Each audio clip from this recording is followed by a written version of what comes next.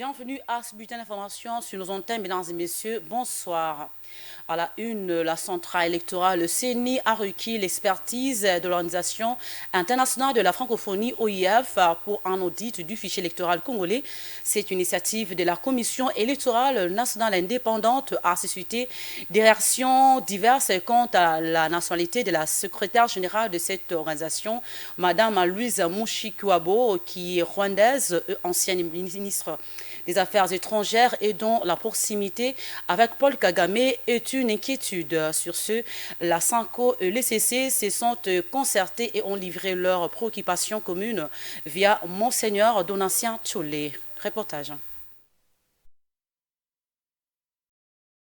Comme mission d'observation, la SENCO et l'ECC, nous sommes dans la dynamique d'accompagner la CENI pour crédibiliser davantage le processus électoral. Et chaque fois que nous sommes préoccupés par quelque chose qui peut entamer la crédibilité, nous nous empressons à rencontrer les responsables de la CENI pour échanger avec eux. Et là, je suis heureux que jusque-là, on a toujours une oreille attentive. Ce qui nous a amené aujourd'hui à rencontrer le président de la CENI, M. Denis Kadima, c'est le débat qui est en train de naître, un certain narratif qui est en train de naître par rapport à la nécessité de l'audit international, l'audit qui devait être mené par l'OIF, invité d'ailleurs par la CENI, mais on entend depuis un certain temps des réactions comme quoi ce n'est pas bon par rapport à la souveraineté du pays, par rapport à l'intégrité, et surtout que la directrice de l'OIF, c'est une Rwandaise. Alors, il y en a qui vont jusqu'à dire qu'il faut vraiment seulement que ce soit un audit national. Et nous, ça nous préoccupe. D'abord, les arguments sont politiques, ça peut se comprendre politiquement par rapport à la présence de la Rwandaise à la tête de l'OIF. Soit dit en passant que parmi les institutions qui défendent l'intégrité nationale et la souveraineté nationale, il y a la SENCO qui a dénoncé l'attitude, l'indifférence de la communauté internationale par rapport à ce qui se passe au Rwanda. Je vous informe que nous venons d'avoir une mission conjointe avec l'ECC aux États-Unis pour justement sur la situation à l'Est.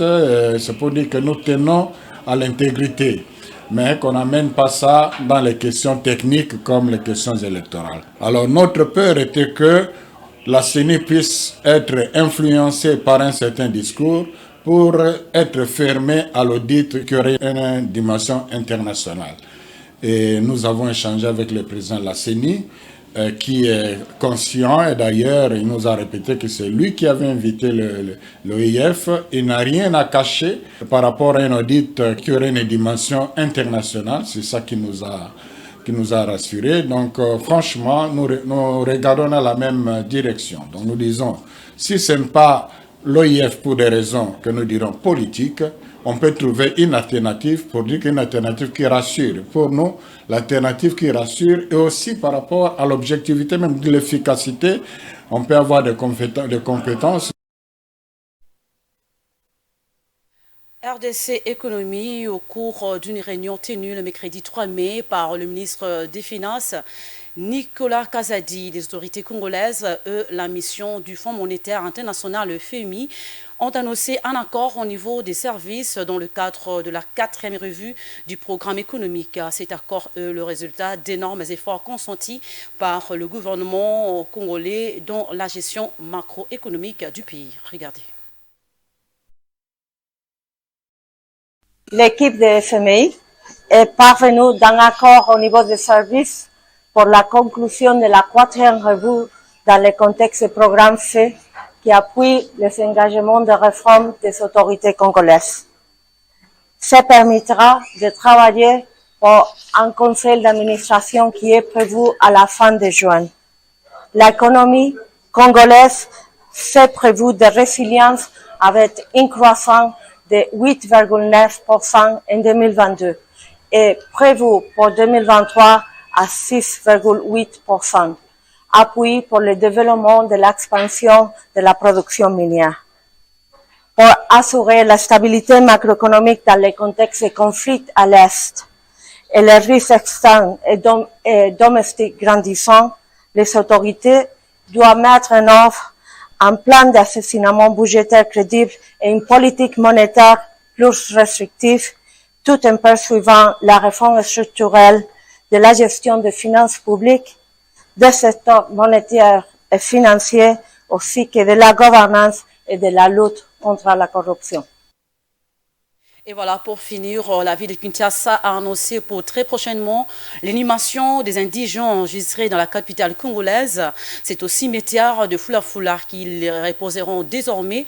D'après un communiqué rendu public le lundi 2 mai, la direction de la morgue centrale de Kinshasa demande à la population de ne pas céder à la panique, car cette opération se déroulera en public et en plein jour. Mesdames et messieurs, regardez. La morgue centrale de Kinshasa informe la population congolaise et quinoise en particulier qu'elle va procéder à l'inhumation des corps des personnes indigentes à partir de ce dimanche 7 mai 2023 au cimetière Fula de Maluku. Elle demande à la population de ne pas paniquer parce que ces inhumations se feront à la lumière du jour et au respect strict dû aux morts.